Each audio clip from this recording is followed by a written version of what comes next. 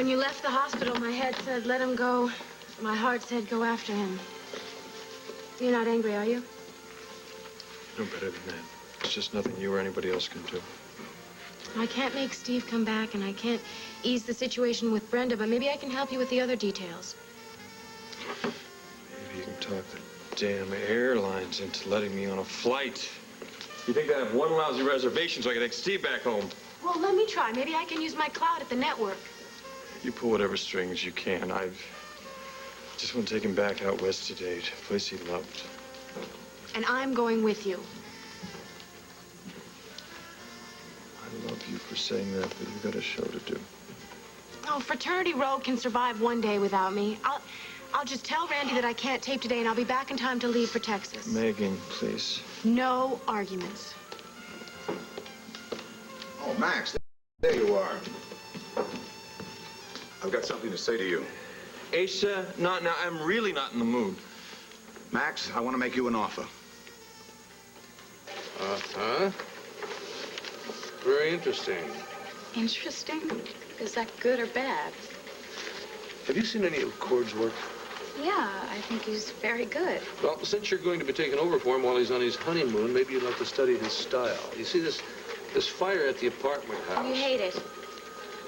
Well, Christine, you captured the fire, but what about the firefighters?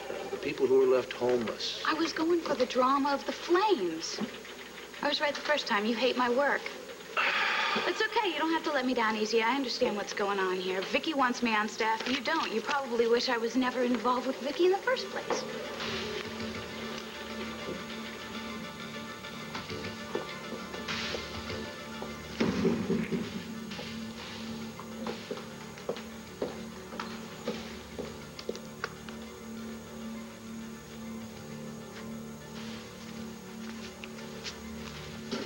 That's strange. The realtor said no one's lived here for months. Hello? Is someone here?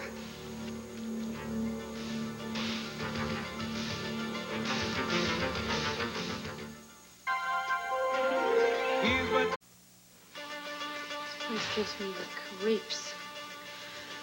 Oh, well, courage, sir. It's for a good cause.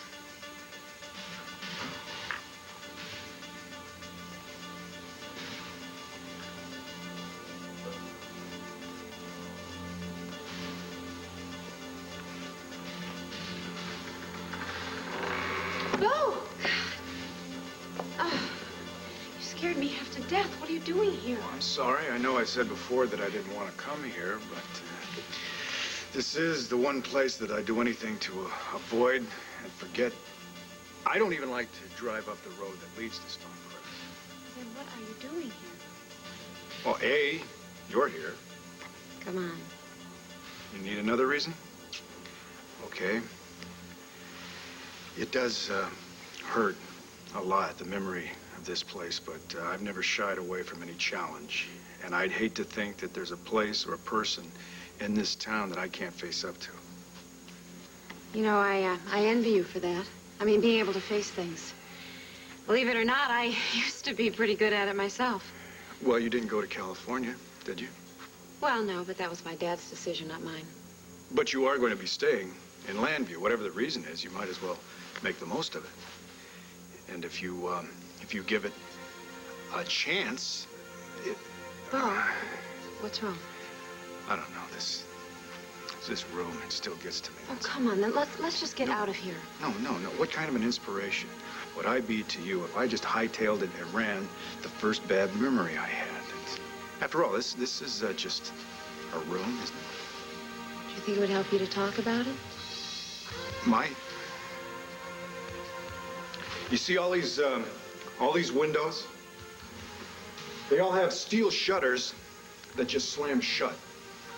So does the door over there, too. I know firsthand. I almost got gassed to death right here in this very room. Oh, I'm sorry. I didn't know that. No, it's all right. It's all right. I want to talk about this. It does help. The fireplace. That's not just a fireplace. There's a trap door behind it that leads to this passageway, and that passageway leads to an underground bomb shelter, and that's where we were held prisoner.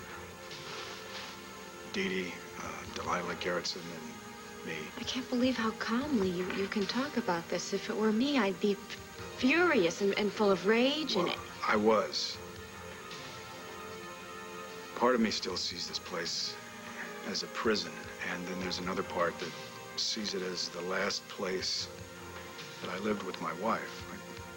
It was the last place that we were alone, and that we talked, and that I could hold her. Bo, you don't have to tell me anymore.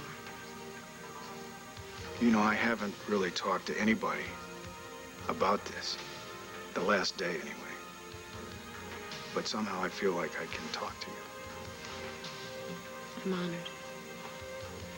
Okay. It's not a very pretty story.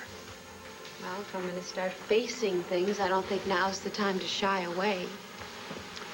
I don't even really know where to start. I guess the best place would be to start at the end and then work back. I'm sure you read in the papers about how everything ended at that fun house. That's where Dee Dee was electrocuted. Long before that. Funhouse. It's Bo Buchanan, the one who killed Patrick. Damn you, Asa. I knew you were a vulture, but I thought you had 1 ounce of human decency in you. Max, don't. No! Take a good look, Megan. I want you to see what the great American businessman looks like. All business, no man. You gonna hear me out, Max? What's the... why? Why bother? You've been looking to get even with me ever since I bought WVLE. Well, now's your chance. I'm broken. Financially and emotionally. It's time for you to pounce, right? You're wrong. Asa, don't push this, okay? I'm not in the mood. I just might deck you. You want to talk tough? Or do you want to take a few seconds to listen to me? I know we've gone toe-to-toe in some business deals. You won some, I won some. I'm not about to apologize for being a hard-headed son of a gun in that arena. But this is different. This is personal. And you're going to be surprised that I'm as compassionate as the next man. Like you. Fine, what's the deal? There's no deal, Max. My plane is at the Lambview Airport. It's yours to take your brother home. Well, I'll say it, Mr. Buchanan. Thank you. That is an enormous help. There don't seem to be any reservations left on the airlines. It's the least I can do.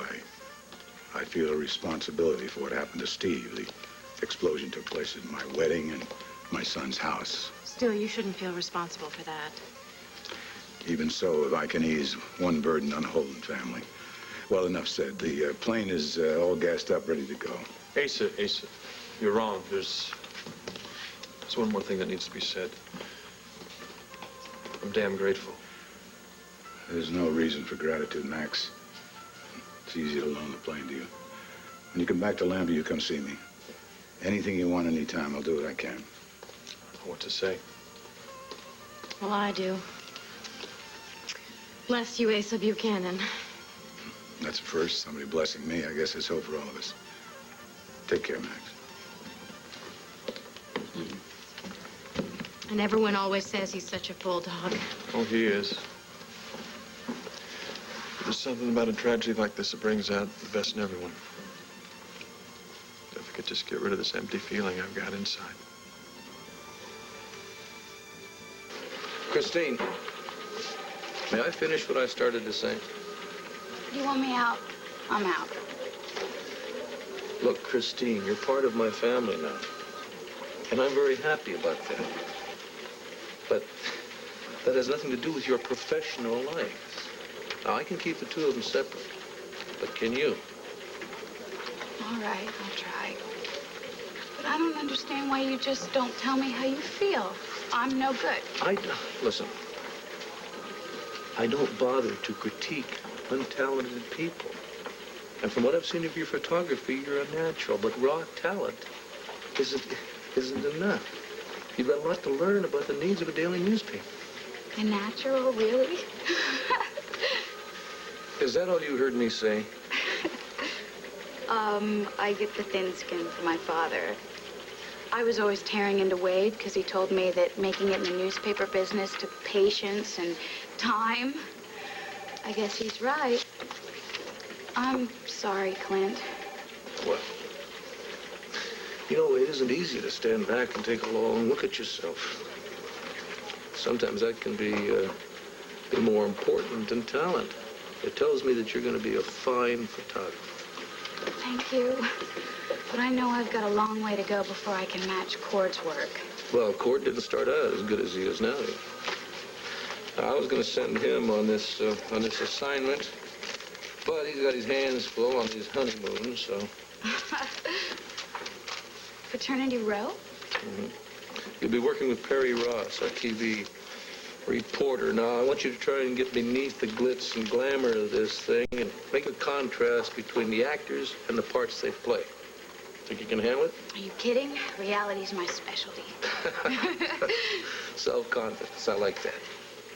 You can pick up any equipment you need down at the photography department. I'll have Perry meet you there. Great. I'm ready. And I promise I won't let you down. There's just one thing I'd like to ask you. It has to do with your father.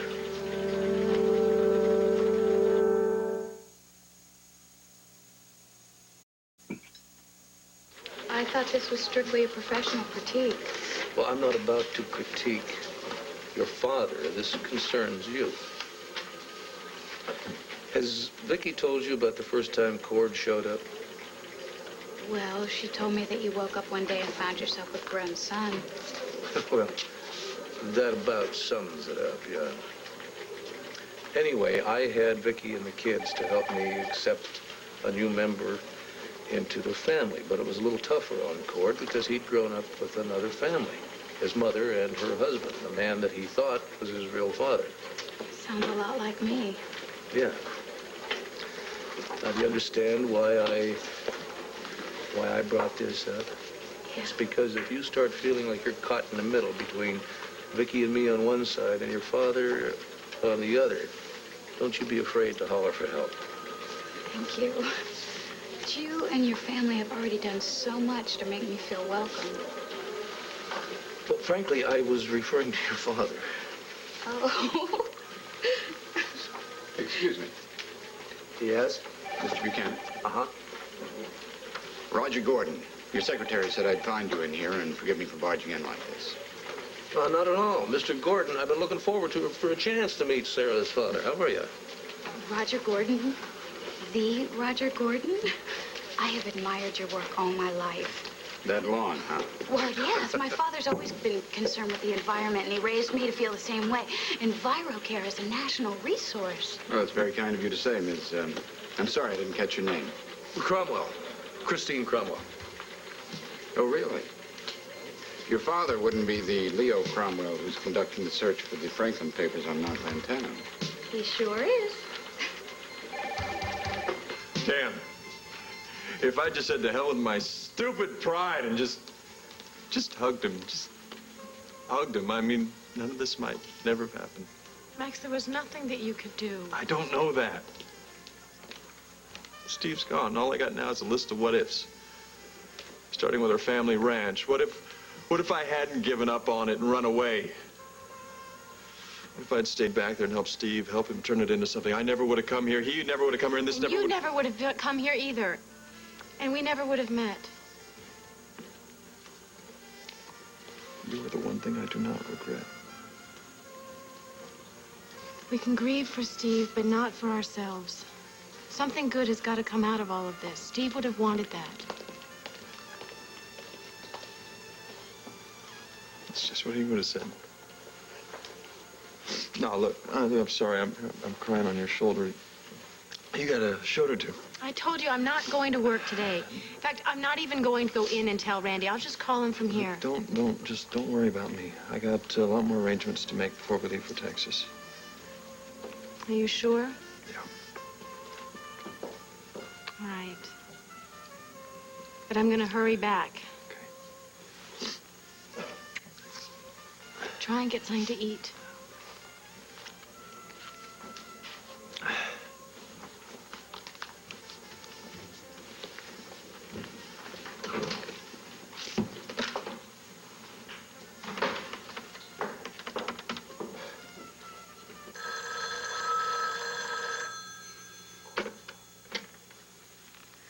Hello? Hello, Brenda. It's Max. Please don't hang up. I just want to see how you're doing. The same as an hour ago. Brenda, please, look, I didn't call to upset you. I just thought you should know I'm leaving for Texas in a few hours.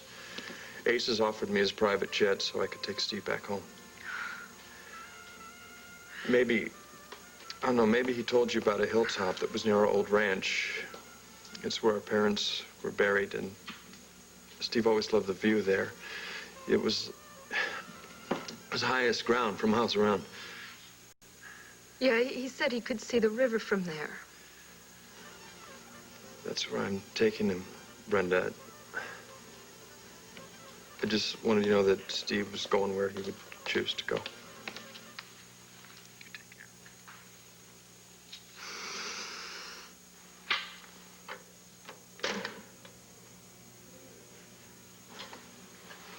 Brenda, I think... What are you doing? I'm going to Texas. You certainly are not. You're not leaving this room. You get back into bed. Larry, Max has taken Steve home, and I want to go.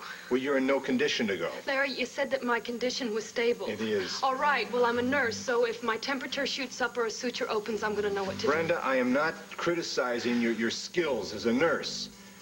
There's another reason why you have to stay. do. Larry, there's nothing you can say that's going to keep me Yes, here. there is. You see, we ran a bunch of tests before you did surgery. Well, one of those tests showed something unexpected. Well, you're just going to have to save it until I get back, okay? I can't do that, Brenda. I can't do that. Look, I was hoping that there might be a better time and way to tell you this, but you forced me into this. My dear, you are pregnant.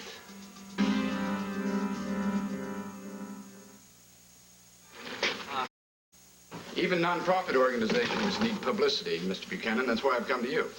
Well, first, the name is Clint. And second, I know quite a bit about EnviroCare, Roger. It enjoys a nice reputation. Please sit down. Oh, thank you. Yes, well, the public has been generous with us, but we still have much left to do. And since our advertising fund is low, to say the least, I was hoping to find another way to promote our work. Now, this is an article I've written about EnviroCare. I was hoping the Banner would consider publishing it. Well, you come very prepared, don't you? Well, when your work is the planet's survival, you learn survival skills. Of course, feel free to make any editorial changes you might think are needed. Oh, thanks, I will. Is there something you don't like? No, quite the opposite.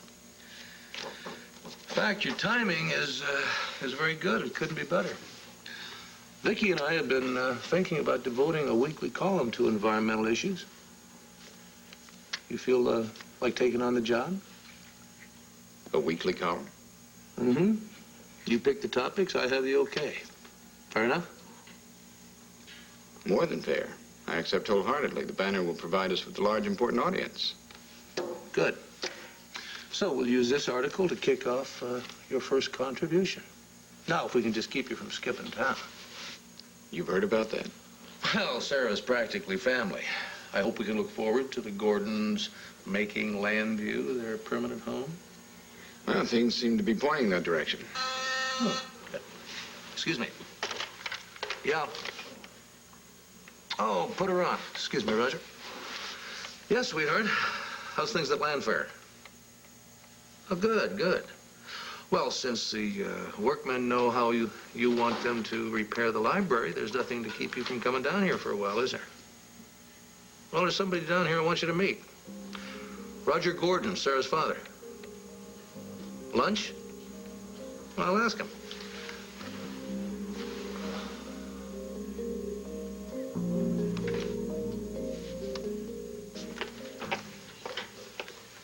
Nervous? Not at all. Now, why would we be nervous? We're always happy to have major press coverage from a major media source like the Banner. Well, that's great. So if it's the same to you, I'd like to begin shooting as soon as Mr. Ross conducts his interviews. Absolutely. And you couldn't have picked a better day. We have a very heavy taping schedule and a cast of hundreds. Knock yourself out. Thank you. Now, if our stars will just cooperate, everything will be all right. Randy, I need to talk to you. No, you need to get into costume and makeup right now. No, that's what I wanted to talk to you about. I can't tape today's show. Megan, I know how you love to joke. I know that, but today is not the day for that. Will you please get ready? I am serious, Randy. I have to leave in a little while to go to Texas with Max. Texas. Yes, that's where they're going to have the funeral for his brother, Steve. I'm sorry, I know this is an inconvenience, but I was hoping that you'd understand. Megan, I cannot understand. Look around you. I've got over 100 extras here today, and if I do not tape your scenes today, then I have to pay the whole bunch of them again tomorrow. I'm sorry, it's out of the question. You are such a greedy little pig. No, I take that back. That's unfair. Even pigs have hearts. Megan, don't start with me. This is business. It doesn't matter who's dead. It doesn't matter who's alive. The show must go on. Now, please. Without me. Who is she? Oh, don't mind me. Oh, but I do.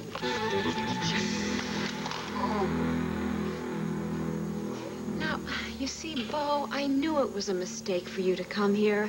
I can see how upset you are by all these memories here, and I feel like a jerk for making you delve into all of this stuff. Sarah, listen, I wanted to come here. I wanted to talk to you about it. And now that I have, I feel good just reliving it. Maybe good isn't the right word. I feel stronger, cleaner. You have a lot to do with that. You're a real good listener, Miss Gordon.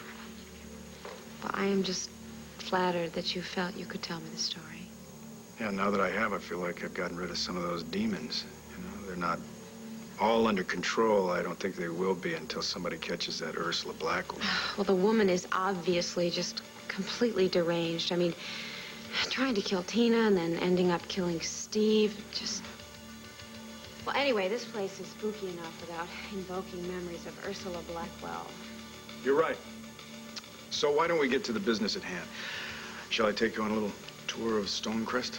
Well, I'll tell you, it's a nice offer, but this place, the grounds, it's way out of EnviroCare's budget. But I have a better idea.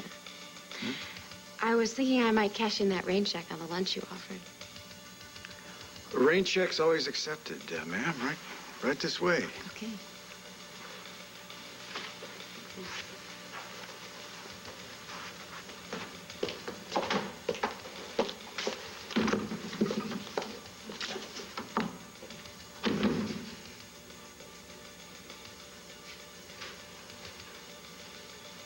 Memories. Why do they always write love songs about memories? Bo Buchanan, your memories fill me with hate. You know, maybe I can't get to Tina until she comes back from her honeymoon, but I can take care of you. And I know just the bait to lure you. Miss Sarah Gordon.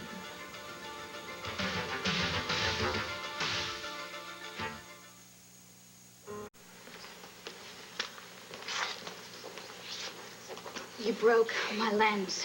Well, it serves you right for sneaking up on one of my private conversations. It's my job. I happen to work for a living. Oh, and what is that supposed to mean? Whoa, ladies. Sorry, no cat fights on the set. Megan, I'd like you to meet Christine Cromwell. She's from the Banner. I gave her permission to shoot our entire taping today. She's an actress? Watch it, sister. Yes, Megan is one of the major stars on the show, and I think you caught her at an unguarded moment. She's still very upset about Steve Holden's tragic death. Damn it, Randy. Don't use Steve's death as a way of schmoozing with some newspaper. And since when do you give carte blanche to photographers like little Miss Cromwell? Oh, you're Vicky Buchanan's long-lost daughter, aren't you? What does that have to do with anything? Oh, well, no wonder you were bending over backwards to appease her. Are you scared that her rich and powerful mother's going to get on your back if you don't? What? Megan, I am above those kind of tactics. Oh, yes, Randy, the only thing you are above is the rock from under which you crawl. Listen, honey, I was a photographer, a hard-working photographer, long before I met Vicky Buchanan. Well, isn't that nice? You'll have to show me your collection of Pulitzer Prizes someday. But in the meantime, why don't you just get out of the studio and stay away from me? Hey, I still give orders around here, don't I? Well, then fine. You tell her that if she so much as says cheese to me, the next camera I break will be over her pretty little head. Oh, yeah? Have you ever heard of the First Amendment, freedom of the press? Does that sound familiar to you? Excuse me, Christine, sweetie. Don't call me sweetie. I'm a photographer working on a major newspaper. Absolutely, yes, you are. And as such, I don't think you should have to spend time with temperamental actresses. I'm Yeah. very sorry about the lens, and I'll be happy to replace it. Do you have something else you can use in the meantime? Yes, I do, in my bag. Thank goodness. Now, why don't you go to the green room down the hall on the left? You'll get some real shots of some real actors, okay? Great. Thank you. Megan, I'm not going to get angry. I know you've been through a hell of a lot in the last few days. I'm not insensitive to that. Okay, well, then you can understand why I cannot tape today's show. All right, listen to me. This is not Randy, the producer, talking. This is Randy, the guy who's known you since you broke into this business. Now, you can leave. We can lose a lot of money. You can blow this off. You can inconvenience the actors and a whole bunch of people in the crew. Fine. And the show will go on, Megan. But is that really what you want? I want to be with Max. I know you do. But you also want to do your job. A job that you scratched and clawed to get. A job you do damn well. And a job I know you're proud of. I did not say the decision was easy, Randy. Honey, of course it's not. It's a real hard decision. But you're the one who's got to do it. Only you can do that. Well, I'm sorry. I hated to tell you like that, but, I mean, you've got a lot on your mind right now. Just a minute there. There's just so much going through my head right now. I don't really know what I'm feeling. A baby. Steve always wanted a baby, you know, of his own. And we talked about it a lot. And I think we were at 2 boys and 2 girls the last count, but... I'm sorry. Oh, no. God, don't be sorry. I'm not sorry. I mean, it's true. Everything that I felt about our love, it's true. Death hasn't even changed that. Steve and I, what we had together and what we feel is like gonna live on in this baby. See, that's why you have to stay in bed. Oh, no. No, Larry, that's why I've got to get going. I've got to be there. Brenda... Larry, before I was just his fiancée, and now I am his wife in every sense of the word, and I want to be there. Excuse me, Dr. Warlick. Is the patient up for a visit? Vera. Vera, you're just what the doctor ordered. Maybe you can talk some sense into this young lady. She's certainly not listening to me. No, I listened to you, Larry. I just said no, that's all. You see what I mean? Will you please tell her she's got to stay in bed? You, young lady, I will check with you later. What was that all about? Shh, just go over there and close that door. Make sure it's closed. Honey. Get over there and just make sure it's closed. I gotta get your help to get me out of here. No, don't get me wrong. I'm glad that you changed your mind and decided to stay. It's just, I happen to know a thing or two about having a domineering father. What makes you think I have a domineering father? Well, let's see. He decides that you should move to California, so you pack up your bags, and then he decides that he changed his mind and that you're going to stay here, so you unpack your All bags. right, okay, I admit it. My dad makes a decision, and he just expects everybody to fall in line behind him. Well, in this case, I'm glad you did. It's just that you do have your own life to live, and you make your own choices. Well, I'm thinking if I knew what I wanted, I might be better equipped to make those choices. There was a time not long ago you thought you did. Hmm? I was wrong. Say, do you think we could talk about something other than Cord Roberts? Yeah, that'd be fine with me. Well, let's get back to your father. See if we can come up with some way that you could declare some independence. That's just it, Bo. Honestly, I have always been very independent. Megan, too. I mean, our dad was always going off from one exotic place to another. We never even saw him, much less had to deal with his demands. Yeah, well, obviously that's changed. Oh, you're not kidding. All of a sudden, he comes back to the States, and his big dream is that we'll go off to California and be a family. I mean, it's really bizarre. How does Megan feel about him changing his mind? She was as bewildered as I was when I told her. You must have a reason, though. If the 3 of you could sit down, if you could discuss this. Look, I am just so sick and tired of trying to figure out Roger Gordon and his motives. Plus, I told him that he has disrupted my life for the last time. From now on, I'm just doing what's best for me, and if he doesn't like it, he can just lump it. Now, that's what I call standing up for yourself. I am proud of you. You're proud of me. Are you flirting with me? Do you mind? Do I look like I mind?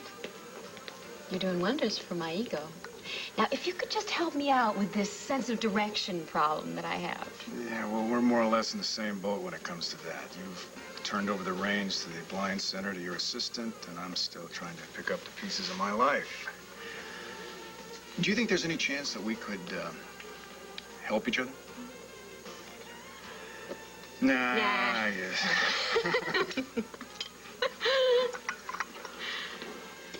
Well, I'm glad to see you smiling again, Donna, dearest. Hi. I take it this man is the cause. This is your father? Why didn't you say so? Would you like to join us? No, I'm sure Dad is so busy trying to get settled, aren't you, Dad? No, nothing. They can't wait.